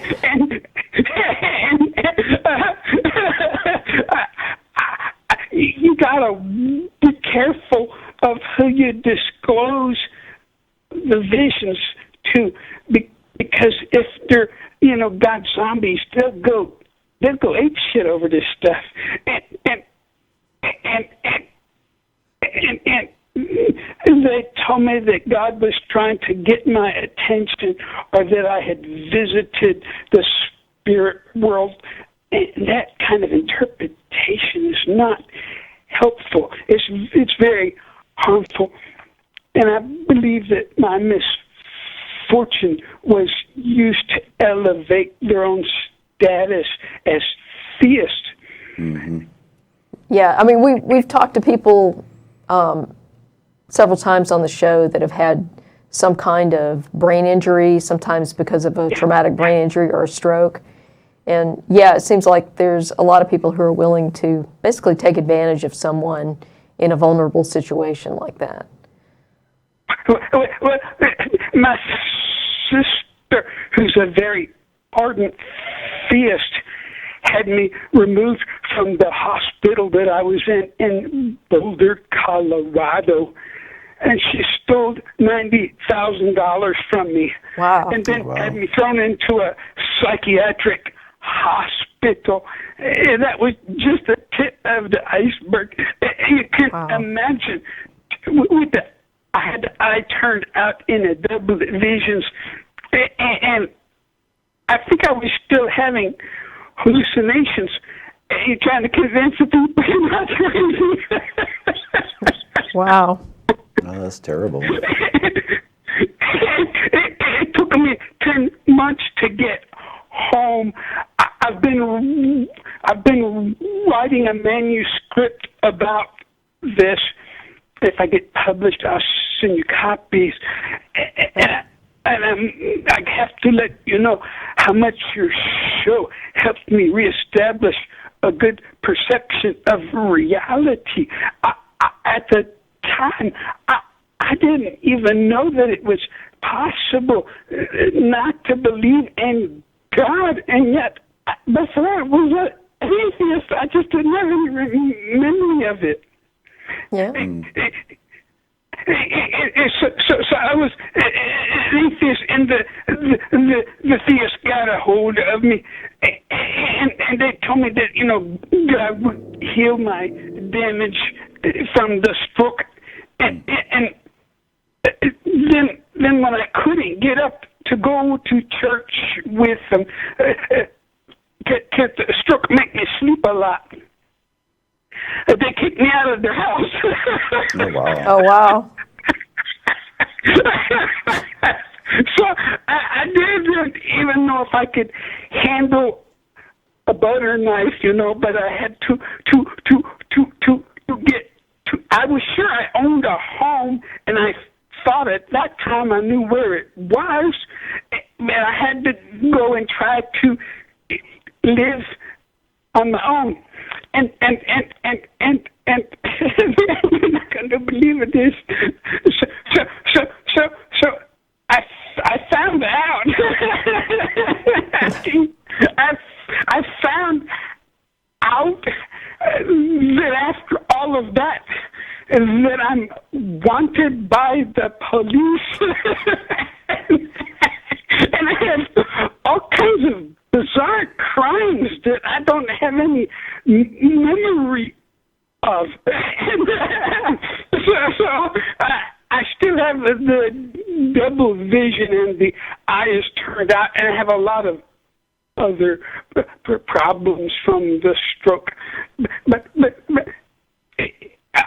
I want for people to know about peduncular hallucinosis, and it's correlated to damage to the midbrain, which is where my stroke occurred. And this is also where the pineal gland is located. It produces and excretes dimethyltryptamine, DMT. That's a very powerful hallucinogenic.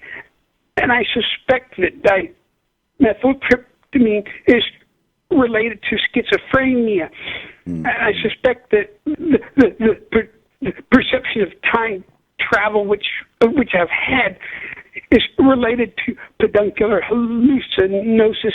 So I still have auditory hallucinations, but the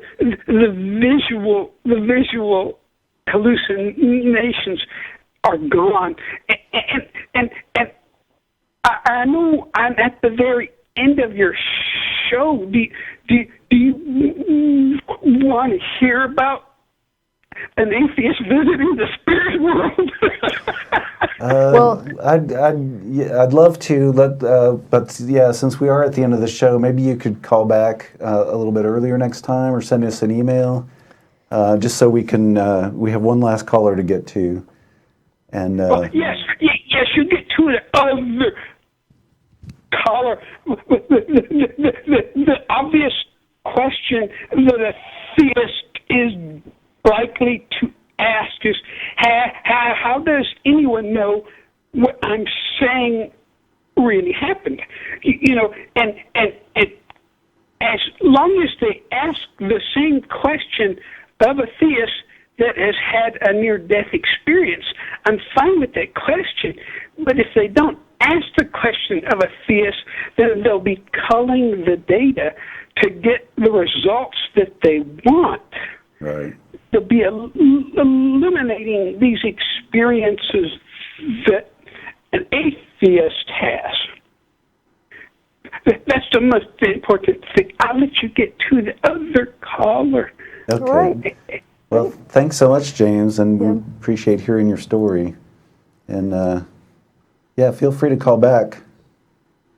Great. Thank you very much. Thank you very much for your show. It's helped me a lot. It's a sanity in an insane world. Right. Thank you very much. Thanks, you. James. Thank you, James. Boy, that's so predatory to take advantage of somebody when they're so vulnerable. And Oh, yeah. That just makes me angry with people who have an agenda like that.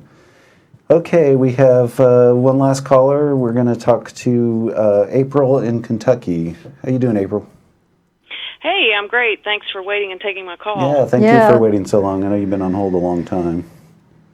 Yeah, so I have been listening to your show through YouTube for the last year.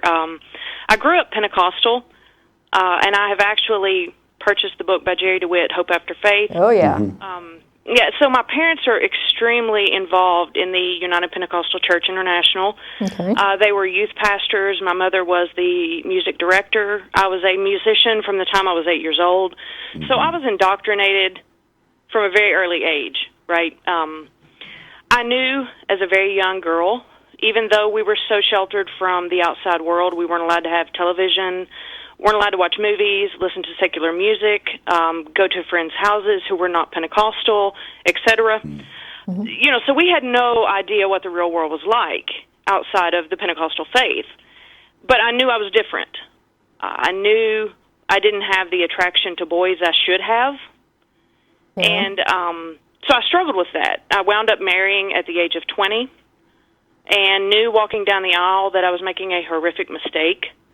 But I did it because I was so scared, terrified that someone would find out my horrible secret, right? Yeah. And it finally, I guess the crescendo was the birth of my second child, when I realized I had so eloquently boxed myself into this life that I knew was not for me. And battled through suicidal depression, actually had a gun to my chin, and the only thing that stopped me was I was scared to death that I wouldn't actually kill myself with the first shot, and I would have to explain to people why I did it. Yeah. And that woke me up. So I divorced and moved on. Actually, a year later, wound up in my first lesbian relationship. My parents didn't know. No one knew. You know, I was still so terrified that they would find out. And so, you know, you fast forward 8 years, and I finally gained that confidence in who I am. But the struggle was always, how do you equate that God loves you, but he hates you if you're gay? How do you equate that? How do you make that okay? Yeah. And so I started studying because I knew my family would try their best to convince me that I was just a sinner and that God could change me. But what they didn't know, that for years I fasted and prayed and begged God to change me, and I received no answer. You know, the heavens were glass. I never felt that spirit, that moving, that answer, nothing. You know, and I had heard preachers even talk about that, how the heavens were glass. I couldn't get an answer. Well, that's because there was nothing there. Yeah. You know, there was nothing there to answer. Yeah. And so I was studying in order to, from a biblical perspective, make it okay that I was gay. And I had it down to a science. Yeah. You know, I had it down to the original Aramaic where the word was not translated correctly, you know, where it meant a temple or ritual prostitute, not a homosexual individual, blah, blah, blah, all the way through the New Testament. I could lay it out for them. But, of course, they were too scared to debate me because that meant admitting they didn't know the Bible the way they thought they did. Yeah. Until the point when my son came home and made the comment, "You're going to hell because it's Adam and Eve, not Adam and Steve." And that hit the boiler point with me. Yeah. Because my ex-husband had moved into the Baptist faith and become the youth minister at their church. So he had moved from Pentecostal to Baptist, which meant he was going to hell anyway, right? Yeah. Because you can only go to heaven if you're a Pentecostal. Right. Unless you're Baptist. He's going to hell anyway. Of course, my kids don't know that because they weren't raised Pentecostal. And so when he said that, I had to, I'm a quality engineer, so root cause analysis, that's what I do for a living every day. You find the root cause. And so I knew in order to pinpoint that, it had to come from someone who respected at church. And that meant the pastor. Yeah. Because I knew his dad wouldn't be that vocal and blunt with the kids. You know, because he doesn't want to create a divide. We have a great relationship now. He wouldn't do that and make them not want to be around me. So I gave it a few days, mulled it over, and called the pastor. And we had this debate, and I asked him point blank. I said, I need to know, because my child came home telling me I'm going to hell because I'm gay, and I need to know if you told him that. And, of course, he stumbled and, I don't say that from the pulpit. Well, I don't care where you say it. Yeah. I don't care if it's over coffee or if it's at Hardee's or if it's over the pulpit. I don't care. If you say that within earshot of my child, you are influencing him and you have no proof. And so I took him back through the science. And when I brought up science, he interrupted me and said, well, now, are these Christian studies you're referring to? I said, why is it predicated upon whether a person is a Christian or not in order to find the truth? Mm-hmm. And he couldn't answer me. And I asked him, I said, tell me honestly, how much study have you done on this topic before you get up and preach it across the pulpit? He said, well, honestly, I haven't done any. I said, then you, my friend, are preaching your personal opinion, and that has no place in a pulpit. And he hung up on me. And it makes me so angry that people influence kids to hate their parents. Yeah. Yeah. Well, and I mean, I've already dealt with this with my parents. My mother actually told me over the phone they thought I had throat cancer 4 years ago. The day before I went to the hospital for testing, my sister convinced me to call her and tell her what was going on. Her exact words were, well, thank God, this is an answer to prayer. I've been praying that God would do whatever it takes to wake you up, and I guess this is it. She was happy that they thought her child had cancer, and that was the straw that broke the camel's back. If your religion denies the existence of your children and you would rather them die than live for their kids and your grandkids, then you do not have any basis to say you love people and that you are any form of what Christianity should be. Yeah. Well, you know, isn't it interesting that people's God always hates all the same people they do? Yeah. Isn't it funny? It's like we weren't allowed to go to basketball games because the preachers didn't like basketball, but it was okay to play golf. Yeah. You know, it's just preposterous. And so I literally have no family now. I mean, it literally broke at that point. It broke. Yeah. Well, yeah, I mean, what could you do after that? I mean. Right. I mean, I have the uncle who would stand over my dying grandfather and look me dead in the eye and say, I think all gay people ought to be took outside and stoned, all while in the midst of a 3-year affair that he was having on his wife. Yeah. No. You know, and it's just amazing to me. And once I started really studying and I really started reading Richard Carrier, James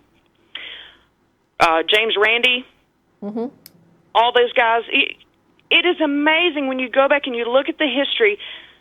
Theism started from polytheism, Zoroastrianism. All these cults created the Jewish faith, which then created the offset of Christianity, and they all started with polytheism, and yet they claim there's only one God, and they can't prove any of it. Yeah. It just amazes me how divisive religion can be when it's supposed to bring people together and you know, promote community, and you know, and it turns families against each other, and just it makes me sad and it makes me angry that somebody's religion would be more important than their child. I just can't fathom that. Yeah. Right. Well, and I have a niece now who is in the Navy, who has come out. Good for her. She is married now, and it is a biracial relationship, which is even worse. Oh yeah, I'm sure that goes over well with the Southern Baptists. Yeah.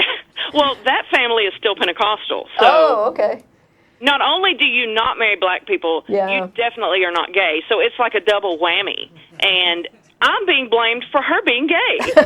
And I saw her 3 times a year. Somehow, I telepathically you know, the gay transferred it to her. Or the something. gay is so powerful. I mean, don't you feel powerful? I'm like, wow. I asked her, I said, Serena, seriously, like, am I not the shit right now? Yeah. Because I gave you my voodoo.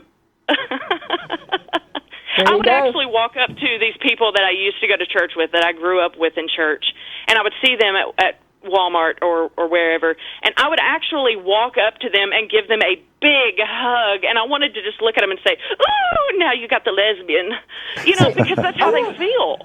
It makes you want to walk around with a pocket full of glitter all the time, right? Yeah. You can just walk into their church and glitter the hell out of these people. Yeah.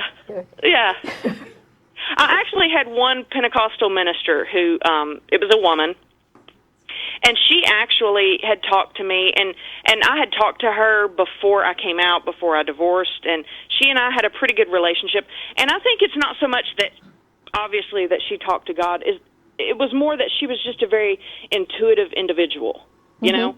She was one of those people who could really read your struggles. Yeah. And there are just people who are like that. I tend to be like that because I'm a very observant person. And she came to me one service. My mother convinced me to go with her. She thought she was going to convert me, whatever, right? So I go in my pants, which was a no-no, my makeup, which was a horrible no-no because I was a Jezebel, right? Yep. Your makeup, jewelry, pants, haircut, all of those things were no-nos. And I'm not kidding you, they gave me a wide berth when I walked into that church. But this lady came down and sat beside me, and she asked me, she said, "So how have you been?" And I told her, I'm divorced, and I was in cosmetology school at the time. And she said, "So starting over?" I said, "Yes." She said, "I just have one question. Are you happy?" I said, "You know what? I am. I am very happy." And I was going through a breakup at the time, but I was still happier than I had ever been pretending to be something I was not. Yeah. Yeah. Well, the closet's a terrible place to be. People who've never been in the closet for any reason, I think it's hard to explain.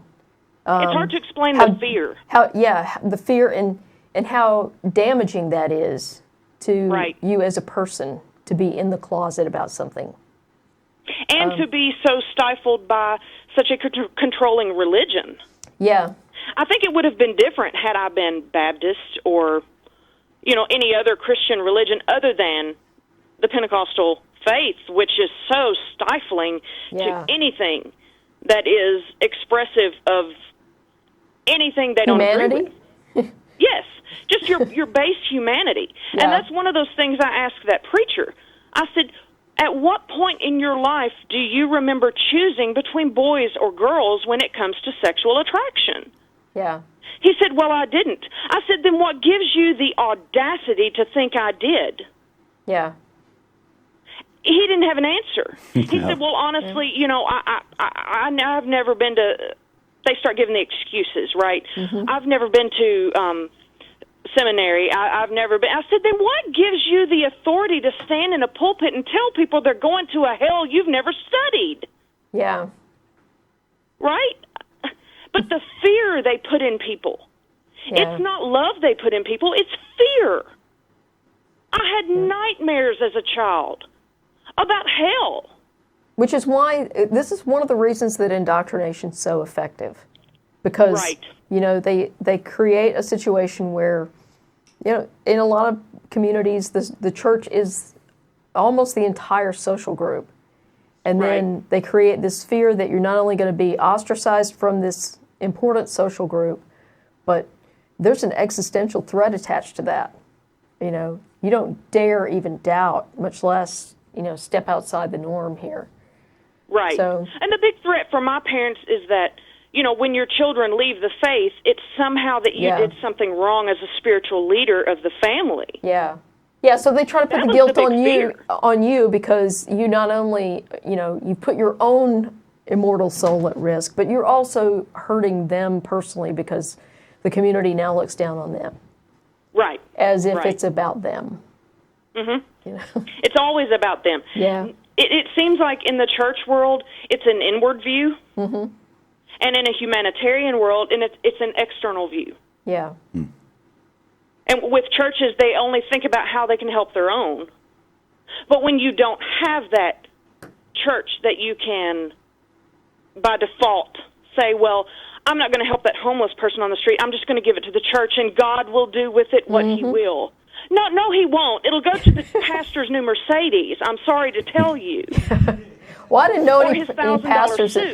I didn't know any pastors that drove Mercedes, but I mean, you know. In the Pentecostal faith, I mean, you'll have Yeah. to, the next time you talk to Jerry DeWitt, you'll have to ask him about the preachers who show up at conferences Yeah. wearing the $500 shoes and the $1,000 to $3,000 suits, and their wives look like something out of some kind of modeling catalog. It's insane at the hierarchy that is involved. I've Pentecostal seen these faith. guys. I didn't know any of them growing up. But yeah, I know those guys exist. Yeah, it's really bad in the Pentecostal faith because that's all they have. Yeah. You're not allowed to relate to anyone outside the faith. You're not allowed to associate with people outside the faith. So the only thing you have is this hierarchy within the faith. So it just becomes this competition that no one can ever meet up to. Yeah. And as a musician, you know, as a kid, I was a drummer. Well, if that didn't tell them I was not normal girl material. That is such a lesbian thing to do. Gotta tell you. Right. But my mother hated it until I became very, very popular, and I had pastors calling, asking if I could play for their women's conferences, you know, and there would be 3,000 or 4,000 women there, and I would go play for them. Well, my mother wanted to go then. Yeah. Because it was notoriety. Of course. That's my daughter. Well, you were embarrassed before. Well, April, I'm sorry to cut you off. We're running on a time crunch here, so we're going to need to let you go. But thanks so much for calling and telling us your story. Yes, appreciate it a lot. And have a happy holiday. Well, keep up the good work. I appreciate it. It has been a help to me. Well, thank you. Thank you so much. Appreciate it. Okay. And go Cowboys. You guys have had a stellar season, by the way. Oh, yeah, I totally don't do football. Yeah, that's not my thing either, but thank you so much.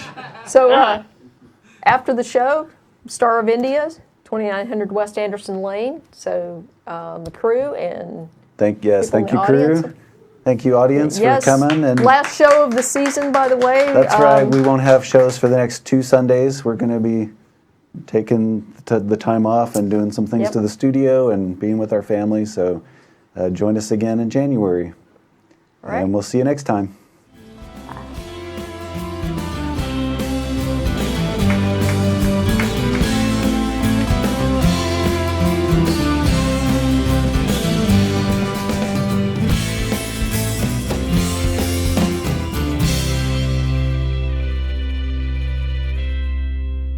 Hi, this is Russell Glasser, host of The Atheist Experience. You know, The Atheist Experience is made possible by volunteers and the generous support of viewers like you. If the promotion of positive atheist culture and separation of church and state are values that you hold, please consider contributing by becoming an ACA member or visiting our product page at evolvefish.com under the Partner tab. Thank you.